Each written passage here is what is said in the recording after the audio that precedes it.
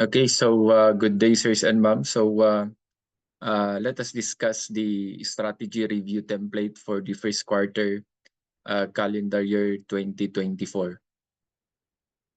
So let us be reminded of our Procore Charter statement. So let us familiarize ourselves on the objectives in the different perspectives.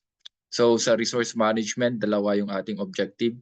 Learning in gross, okay, there are two objectives. Process excellence, there are three objectives. And under community perspective, we have one objective. Okay, so shown is the strategy review matrix. So on top is the measure number. So let us check kung anong measure number po yung okay, measure na yun yung ilalagay natin. So measure 29A. Okay, and kung anong perspective naka-align. Kaya if it is aligned in the community perspective, process excellence perspective, learning and growth perspective, or okay, sa resource management perspective. So the first column is the targets. So yung covered year 2024, ilagay po natin doon yung ating annual target. Okay, and the first, second, and third quarter and fourth quarter, okay, i-breakdown po natin yung mga targets natin para mas madali nating okay, ma-identify yung ating quarterly targets. Okay, and sa first quarter accomplishment, okay, if it is attained, the color code should be green. Pag unattained, okay, because this is the first quarter, the color code should be orange. So the variance could be either negative or positive variance. If we surpass our target, it could be a positive variance. Or if we did not meet our target, it will be a negative variance. So impact on strategic shift, okay? So i-identify natin if what is the paradigm shift, okay? And cross-match with the objective measure target and initiative, OMT, okay? And if we attain our objective that is attained, if our measure is still appropriate or our target is exceeded or the initiative is still effective. For the key success factor or identification of gaps. Pag attain po natin yung target natin, okay, key success factor, okay lang yung ilagay natin dyan. Tanggalin na natin yung identification of gaps. Pero pag unattained yung targets natin, identification of gaps lang dapat. Okay, and transformative outcome if it's a key success factor, and intervention if it is a gap. So on the lower portion is the first is objective. So i-check po natin dapat tama po yung objective, okay, which is found in the Procore Charter statement. So for example, okay, this particular measure is on the percentage of serviceability of mobility assets. So the objective is optimized use of financial and logistical resources. And our target is ilagay natin dyan, sirs and ma'am, yung ating annual target and our initiatives. Okay? So our activities in accomplishing our okay target. So let us review, no? So in crafting, okay, or in preparing our presentation for the strategy review, there are color codes. So we have green if we met our target, okay, orange if we did not meet our target but is still achievable within the year, but red if we did not meet our target, okay, within the year. That is why a red color code is only applicable during year-end review, okay. So yun po applicable yan. Pero pag first quarter, second quarter, and third quarter, for unattained targets, the color code is orange. For lagging behind targets, the owner should include a short explanation for the performance gap and identify what actions are being taken to address them.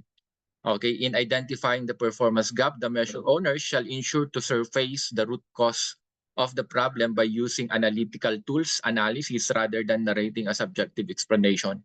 So, pag sa identify po natin ng gaps, pwede po tayong or gagamit dapat tayo ng mga tools, okay, in analyzing the root cause of the problem. So such as, okay, we have the SWOT analysis, okay, PESTEL analysis, problem tree analysis.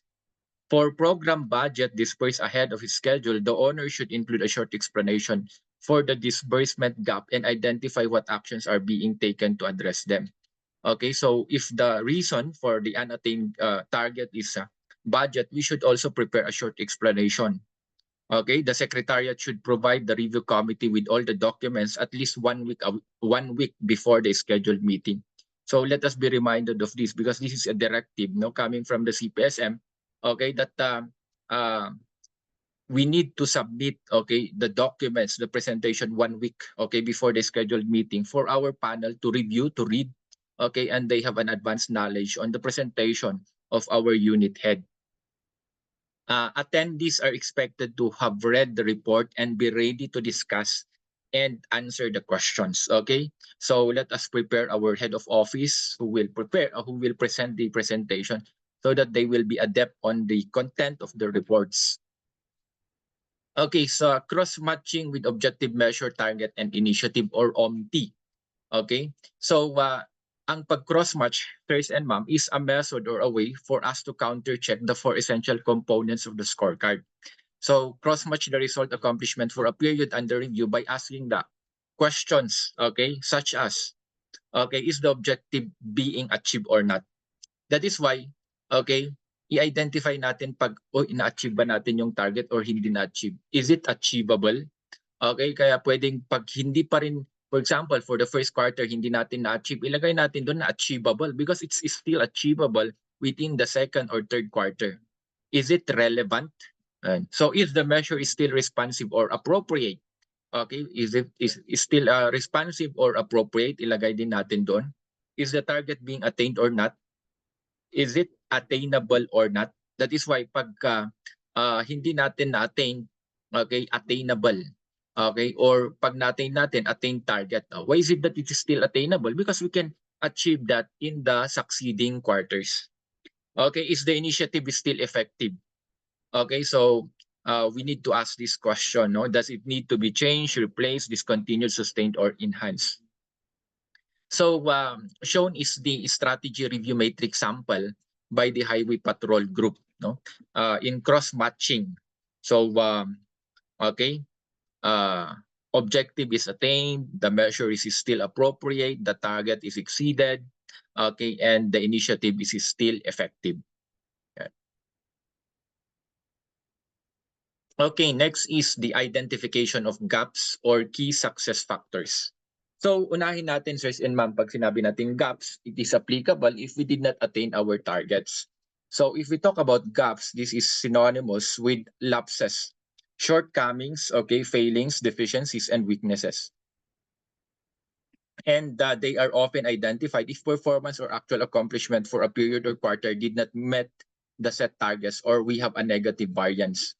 So gaps is unapplicable, sirs and ma'am. So identification of gaps if we did not achieve our target, we have a negative variance. So saan po natin ma-identify yung gap natin? So pwedeng sa human, okay, resources, logistical resources, okay, financial resources, implementation method, systems, and processes. That is why it is important for us to utilize tools in the conduct of problem root analysis. Okay, so during the identification of gaps, okay, it is essential that the gaps come from objective analysis and not from a subjective opinion. So dapat objective tayo, patas tayo, impartial, okay, sa pag-analyze natin what is the gap. Okay, and it is not based on subjective opinion or personal opinion.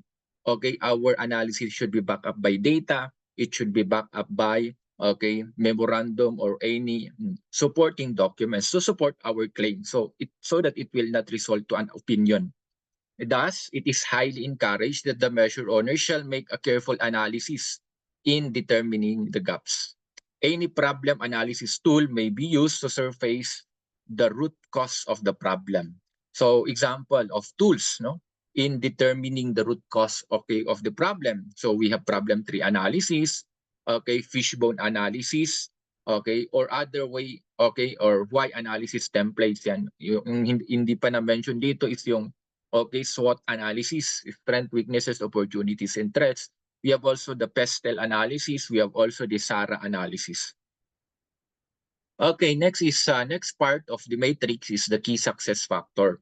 So ang key success factor, sirs and ma'am, is, okay, if we have a positive result or if we have a positive variance. So meaning to say we've met our target, we exceeded our targets. That is why it will be a key success factor. So what are the underlying reasons, okay, for the positive results? So yun po yung ilalagay natin doon. Okay, so saan po natin pwedeng kunin yung key success factors? Okay, we can identify that sa human resource, okay, logistical resources, financial resources, or in the implementation of method systems and processes. So intervention or next steps. Okay? Pag-identification of gaps yan, okay, unattained target, okay, we need to, okay, identify, okay, what are the interventions, okay, ano ba yung mga ginawa natin to address our identified gaps. So they are our response or intended solution to ensure that unmet targets for a particular period are, okay, rectified. Okay, but if it is a key success factor, okay, ano ba yung way forward natin? Okay, ano naman yung susunod? So what if we met our target? What will be our next step? So we need to articulate what is intended to be done next after attaining the targets. Then articulate how it is intended to sustain or even exceed our accomplishments. Okay, so we have a few reminders, no, in crafting our preparing our presentation. So ensure that the data is correct. That is why we need to counter check our data. Ensure that the number of the measures is consistent with the scorecard. So i-check natin kung ang nakalagay sa SR matrix natin ay measure 29. Yung measure 29 ba is yun din yung measure number sa ating scorecard. Okay, ensure that perspectives and objectives are consistent with, okay, your unit scorecard. So let us check. Okay, naka-align ba sa 4 perspective? Naka-align po ba sa every objective? That is why balik po tayo sa charter statement ulit natin para, okay, i-recheck natin kung aligned, okay, yung mga objectives natin, yung mga measures natin. Okay, so sirs and ma'am, thank you, and I hope, no, you've enlightened on how to prepare, okay, your SR matrix for the incoming, okay, first quarter strategy review for CY 2024. Okay, thank you.